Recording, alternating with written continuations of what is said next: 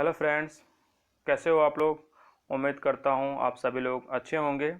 मैं आप लोग का अपने चैनल एग्ज़ाम्स क्रैकर्स पर स्वागत करता हूँ।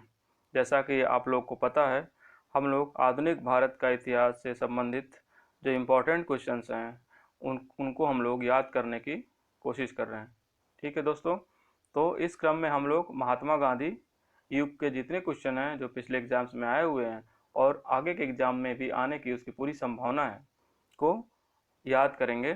और इस क्रम में आज मैं आप लोग के सामने ले आया हूँ इस पार्ट का सीरीज नंबर 5। ठीक है दोस्तों, तो आज के इस वीडियो का पहला क्वेश्चन और इस सीरीज का 56वां क्वेश्चन स्टार्ट करते हैं। तो आइए देखते हैं पहला क्वेश्चन। खिलाफत आंदोलन के मुख्य उद्देश्य निम्नलिखित में से कौन कौन से थे। पहला ऑप्शन है भारत के मुसलमानों में ब्रिटिश विरोधी भावना उत्पन्न करना। दूसरा ऑप्शन है मुस्लिम समाज का सुधार करना।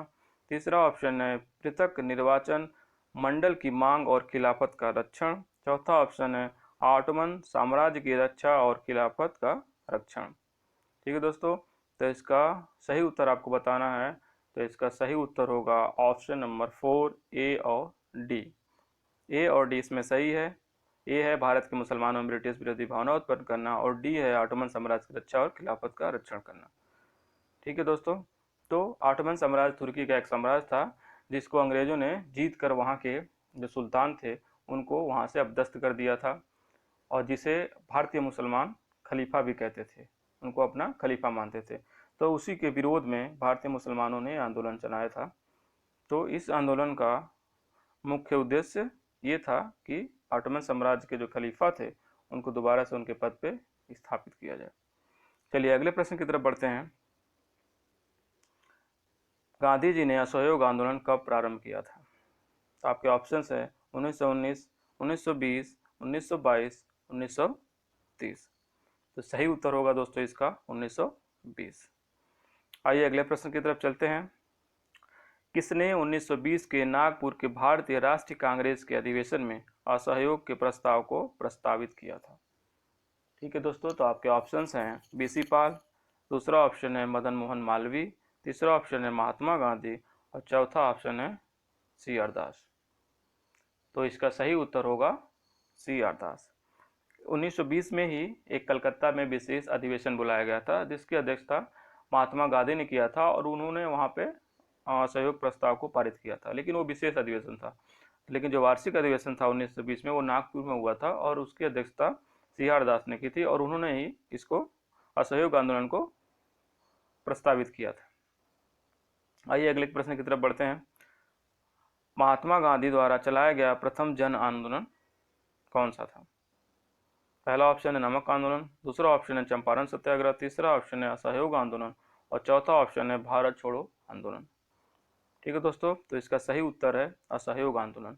तो गांधी जी ने जो पहला जन आंदोलन चलाया था जिसमें मतलब लोगों की भागीदारी थी, वो आंदोलन असहयोग आंदोलन था। वैसे गांधी जी का पहला आंदोलन था चंपारण सत्याग्रह, लेकिन एक विशेष वर्ग से संबंधित था यह आंदोलन, इसलिए इसको जन आंदोलन नहीं कहा जा सकता है। आइए अगले प्रश्न की तरफ बढ़ते हैं। किस उपाधि को महात्मा गांधी ने असहयोग आंदोलन में अंग्रेजों को वापस कर दिया था। ठीक है दोस्तों, तो आपका सही उत्तर होगा कैसर-ए-हिंद। कैसर-ए-हिंद उपाधि को महात्मा गांधी ने असहयोग आंदोलन के दौरान अंग्रेजों को वापस कर दी थी। ये उपाधि उनको प्रथम विश्व युद्ध के दौरान अंग्रेजों ने दी थी जब वो भारतीयों को उसमें भर्ती होने के लिए प्रेरित कर रहे थे। ठीक है दोस्तों, और राय बहादुर की उपाधि जमुनालाल बजाज ने त्याग दी थी इसी आंदोलन के दौरान। आइए अगले प्रश्न की तरफ बढ़ते हैं। निम्नलिखित में से कौन सी तिथि चौरी चौरा कांड की वास्तविक तिथि है। तो इसके ऑप्शन आपके हैं 5 फरवरी 1922, दूसरा ऑप्शन है 10 फरवरी 1922, तीसरा ऑप्शन है 6 फरवरी 1922 और चौथा ऑप्शन है 2 फरवरी 1922। तो दोस्तों इसका सही होगा option 5 February 1922, option number A. आइए अगले प्रश्न की तरफ बढ़ते हैं। चौरी चौरा उत्तर प्रदेश के किस जिले में स्थित है। तो आप लोग का सही उत्तर है गोरखपुर। गोरखपुर जिले में चौरी चौरा नामक जगह स्थित है। अगला प्रश्न है, महात्मा गांधी ने 1922 में असहयोग आंदोलन क्यों वापस ले लिया? आपके ऑप्शंस हैं, आम जनता का समर्थन संतोषजनक नहीं था। दूसरा ऑप्शन है, मुसलमानों ने आंदोलन से अपने आप को अलग रखा। तीसरा ऑप्शन है, चौरी चौरा में हिंसा भड़क उठी।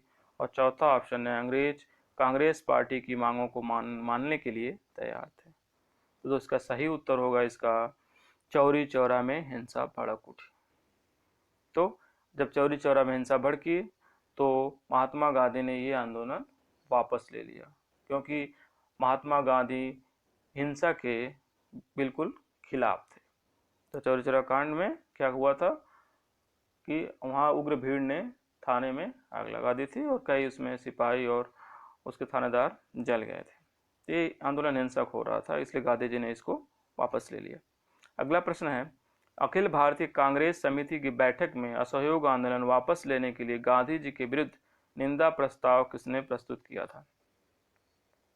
आपके ऑप्शंस हैं, बिपिन चंद्र पाल, डॉक्टर मुंजे, सुभाष चंद्र बोस, के.टी. शाह। हालांकि असहयोग आंदोलन वापस लेने से बहुत सारे नेता गांधी जी से नाराज थे, लेकिन एक नेता कुछ ज़्यादा ही नाराज थे। आपको बताना है कि वो कौन थे। तो आपका सही उत्तर होगा डॉक्टर मुंजे।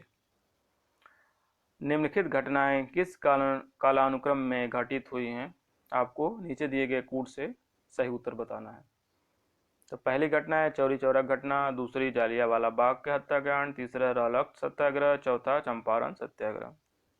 ठीक है दोस्तों, तो इसमें जो घटनाएं घटित हुई है, चंपारण सत्याग्रह 1917 में घटित हुई। रॉलेट सत्याग्रह ये अप्रैल में शुरू हुआ था, 9 अप्रैल को। और जालियांवाला बाग हत्याकांड 13 अप्रैल 1919 को। और चौरी चौरा घटना 5 फरवरी 1922 को हुई थी। अतः आपका उत्तर सही होगा 4, 3, 2, 1, ऑप्शन नंबर सी। अगला प्रश्न है, निम्नलिखित में से किसने असहयोग आंदोलन के दौरान विदेशी वस्त्रों के जलाए जाने का विरोध किया था? ठीक है दोस्तों, तो सही उत्तर होगा आपका इसमें रविन्द्रनाथ टैगोर। ठीक है दोस्तों, तो रविन्द्रनाथ टैगोर जो थे वो गांधी जी के इस बात से सहमत नहीं थे कि वस्त्रों को, जो विदेशी वस्त्र से उनको जलाया जाए। ठीक है, ये आंदोलन था विदेशी वस्तुओं के बहिष्कार का, लेकिन इसके जलाए जाने के पक्ष में रविन्द्रनाथ टैगोर नहीं थे। अगला प्रश्न है, निम्नलिखित में से किसका सुमेल नहीं है? आपको बताना है कि इनमें से कौन सा एक ऑप्शन डेट के साथ मैच नहीं है। पहला ऑप्शन है 1885 भारतीय राष्ट्रीय कांग्रेस की स्थापना, दूसरा ऑप्शन है 1905 बंगाल विभाजन, और तीसरा ऑप्शन 1919 जालियांवाला बाग हत्याकांड, और चौथा ऑप्शन 1930 असहयोग आंदोलन। इसमें दोस्तों आप लोग देख रहे होंगे, चौथा ऑप्शन असहयोग आंदोलन 1920 में शुरू हुआ था, जबकि इसमें 1930 दिया था। इसमें ऑप्शन नंबर 4 गलत है, बाकी सब ऑप्शन सही हैं। अगला प्रश्न देखते हैं, एक वर्ष में स्वराज का नारा गांधी जी ने कब दिया था? तो आपके ऑप्शंस हैं, दांडी मार्च के समय, सविनय अवज्ञा आंदोलन के समय, असहयोग आंदोलन के दौरान, खिलाफत आंदोलन के दौरान। ठीक है दोस्तों, तो इसका सही उत्तर होगा असहयोग आंदोलन के दौरान।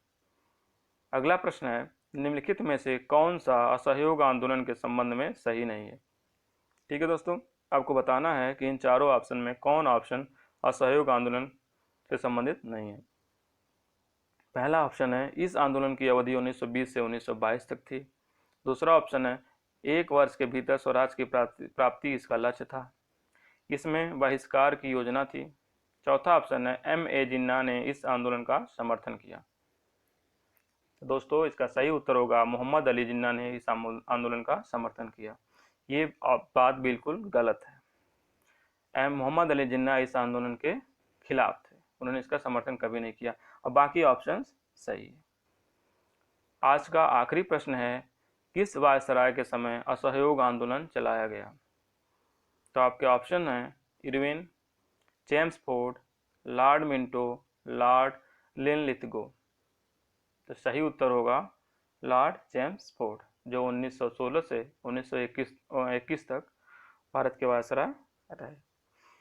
तो दोस्तों आपको ये वीडियो कैसा लगा, आप इसको ज़रूर बताइए, और लाइक करिए, सब्सक्राइब करिए और शेयर करिए, ताकि और लोगों को इससे लाभ मिल